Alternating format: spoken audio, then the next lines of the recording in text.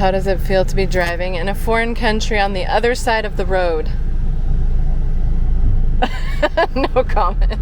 I feel every day I lose 10 years off my life. Going out to see the stingrays, hold them and walk with them. Join us on the ultimate Southern Caribbean cruise on the Celebrity Beyond, traveling to 5 ports, taking in all the wonderful experiences and scenery.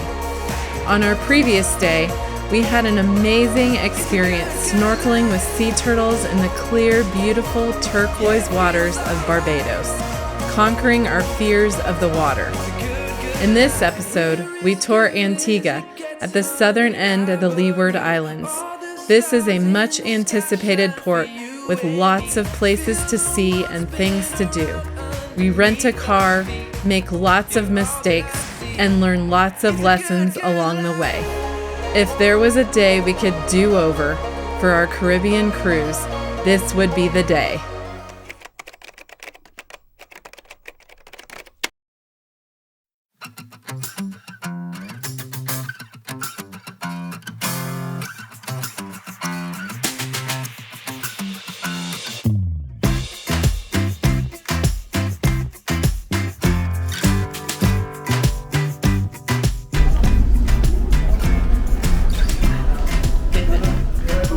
We are in Antigua.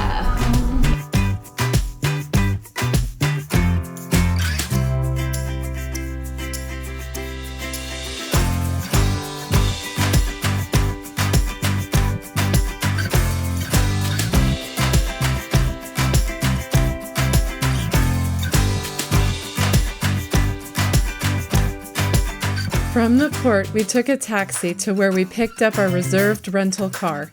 Just like in St. Martin, renting a car in Antigua was quite the experience, although it wasn't as bad as driving in St. Martin.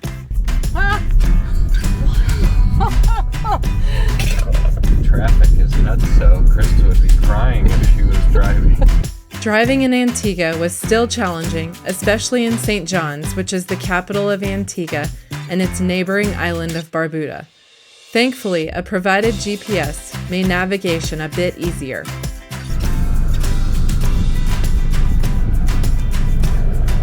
Oh boy, we just picked up a rental car. They gave us a GPS to borrow, which was awesome. We finally got that plugged in after 10 minutes of that and 10 minutes of trying to figure out the seatbelt.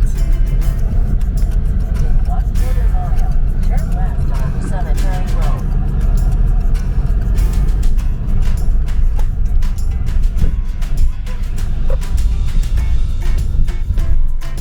Look at all the goats! Stop sign, Steve. Is that their goat herder? Wow. Wow. Oh my gosh! I never thought we'd see all these goats in the middle of the road. Are those corn? Corn in somebody's backyard?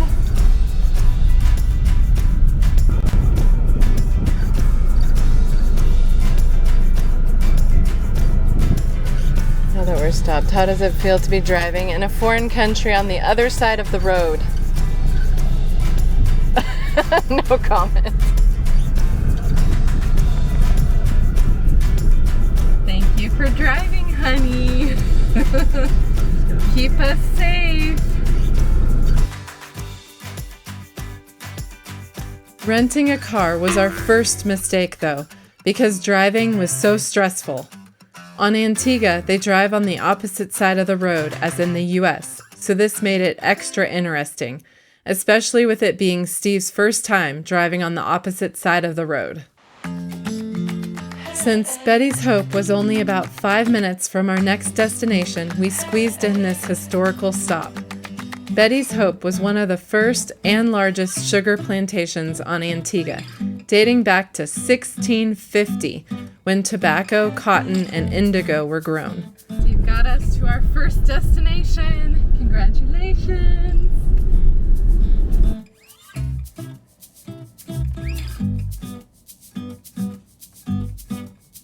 We toured the small museum, which houses some artifacts as well as stories of approximately 400 slaves who were brought from Africa to work at the mill. Antigua is known for having more windmills per square mile than any other island.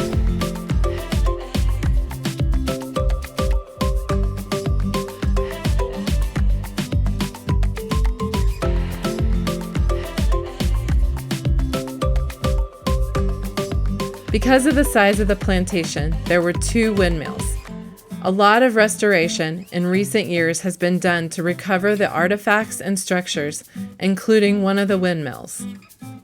At the height of sugar production, there were more than 150 windmills on the island.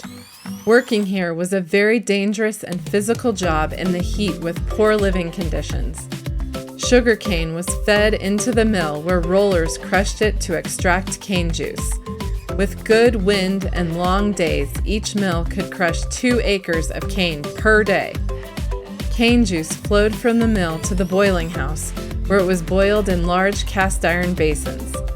When it was just the right texture, the sugary mass was sent to wooden drying flats. After cooling, the sugar crystals were placed into barrels at the curing house. The tower of the South Mill was transformed into a cistern in the late 18th century.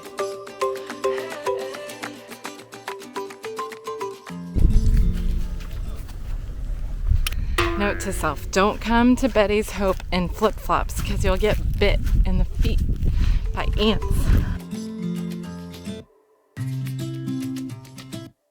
Rum was made in the still house by fermenting molasses, water, and sugar residue in tanks. Must have been bars in the windows at one time. Yeah, all the rungs. Yeah, the holes. The vines are neat. They look very healthy. Yeah.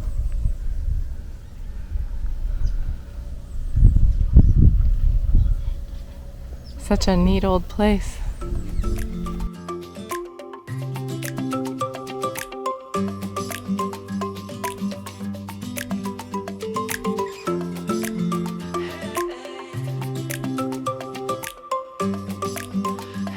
The North Mill Tower was restored into the photogenic site that it is today.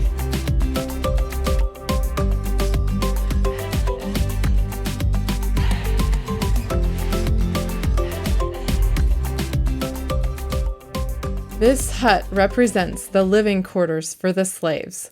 The huts were made of mud, manure, sticks, and dried grass. For over 200 years, the slaves lived, worked, and died here. I know we've seen better days. Life is just a game we play. There's so many problems in these foreign countries. I feel every day I lose 10 years off my life. Why? What now? It's just so stressful. It's supposed to be the island life. It's supposed to be laid back and relaxing. Even though it was close by, we had a hard time finding Stingray City.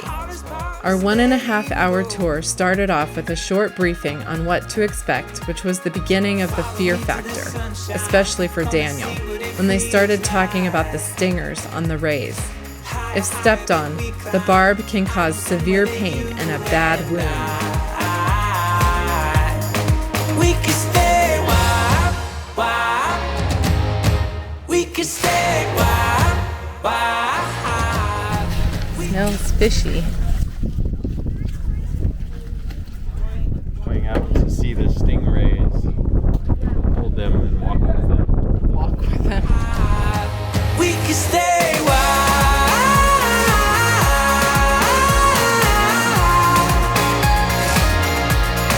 We can stay wild.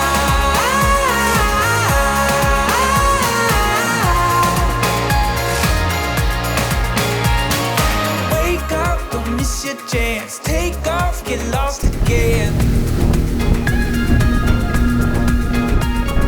Young enough to change our luck. Laugh it off when times get tough. We took a 5-minute speedboat near Antigua's offshore islands.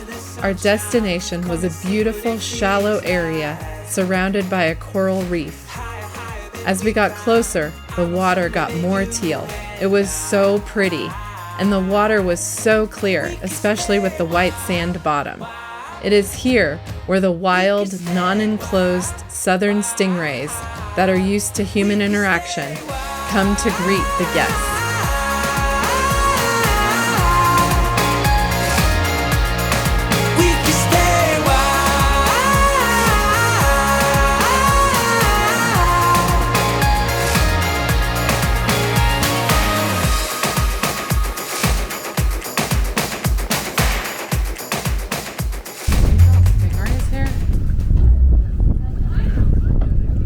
Wow, there's a ton of them. There's all stingrays. They're huge. They're a lot darker. Those aren't. Away we go, away we go. Daniel, as well as other younger children, stayed at the boat dock because they were too scared.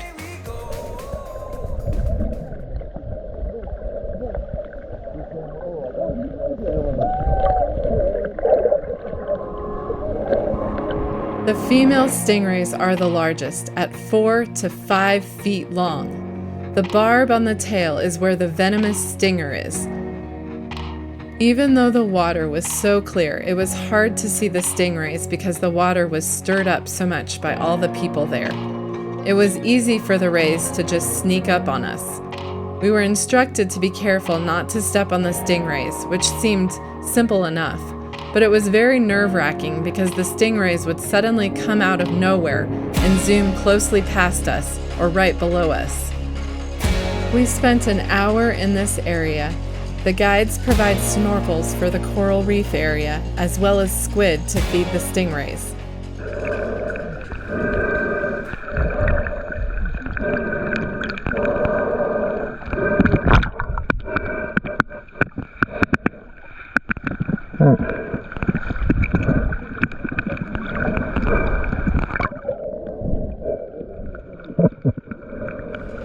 Steve tried to feed a squid to the rays, but a fish about the size of the squid stole it out of his hand. That fish took my food. There were too many people and boats in this area at one time, which made for a chaotic experience, especially when combined with fear.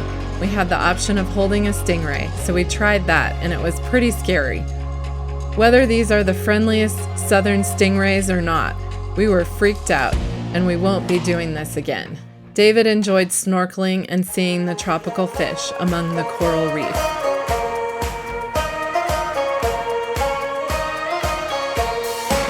Waking up, what a view, it's just you and me. We can float here for hours, it's all that we need. All the way of the world, we can just let go. Take my hand, grab the wheel, and roll down the window. We're as good as it This was certainly a unique experience, but we should have passed on this overpriced, chaotic tour and spent a longer time elsewhere. This was our third mistake. It's stinky. Are you just collecting the squid right there? Yeah, they're coming to me, honey pie. Yeah, I just said squid. Yeah, that's kind of Yeah, squid. Look.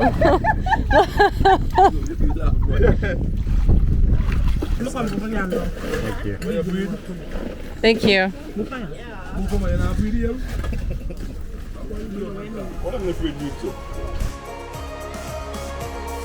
As soon as we were done at Stingray City, we made our way straight to the Shirley Heights lookout, which was 30 minutes across the island and seemed like an eternity away.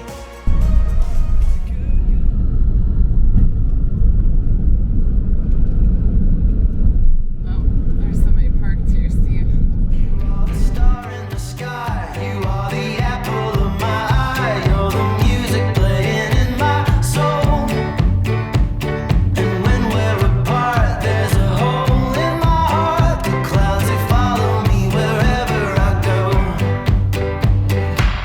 When we're together, We had just 30 minutes to spare at this amazing site. David thought he even spotted a splash from a whale here, and we could faintly see the island of Guadeloupe in the distance. We had seen a photo of the views from this area, and we knew we had to come here. But because we had spent so much time at Stingray City, we didn't have enough time to do a much anticipated hike to a beautiful beach here. This was our fourth mistake, not visiting a beach on an island that boasts 365 beaches, one for each day of the year.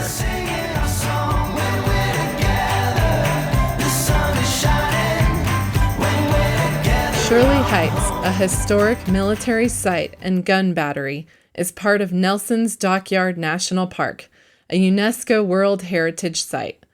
It was first used during the War of American Independence in 1774 to 1783 as a lookout for those approaching English Harbor down below.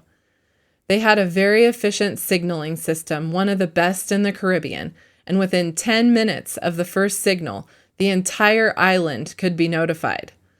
The blockhouse was a combination of a small fort and a garrison complex for British soldiers, offering unobstructed views and being the first line of defense for anyone that landed below. All the plants are so neat. From this vantage point, 490 feet above the water, we got to see Antigua's best view, the panoramic view of English Harbor, Falmouth Harbor, and the Dockyard, formerly Britain's main naval station in the Lesser Antilles, and currently the oldest continuously working Georgian-era dockyard in the world. I am just so thankful that we have the GPS. We would be totally lost here in Antigua. We made our way back to the rental car place as quickly as we could. St. John's has a population of over 22,000, and unknown to us, they have rush hour like we have in the U.S., and when we returned our rental car, we were told that we should have reserved a taxi for our trip back to the cruise port. This was our fifth mistake, not leaving enough time to get back to the ship, especially during rush hour. It was 6 p.m., and we needed to be on board in just 30 minutes. So we felt like our only halfway reliable option was to walk. Directions were nebulous, and it would be about a 25-minute walk. We started walking quickly, but we didn't make it too far before something unexpected happened. Right by the KFC, before we could warn him, Daniel fell into a deep, exposed concrete hole on the sidewalk. It was devastating. He got badly scraped up and bruised. It happened just as a wonderful Good Samaritan, Kathy, was leaving KFC and asked us if we would like a ride. We quickly took her up on her offer, and she got us back to the port in time. She was our angel, and we are forever grateful to her. Back in our room, we assessed Daniel's leg and used our hiking first aid kit for one of the first times. In our next episode, join us as we make it to our last port of St. Kitts, and what a wonderful time we have. We sweat and exercise our legs plenty, doing a challenging yet rewarding hike up a volcano, the highest point of the island, with one of the best tour guides we've ever had. This is the Caribbean. If you enjoy our adventures, please subscribe for more travel vlogs like these, as well as tips and tricks for destinations and deals, so you can put your dreams into action.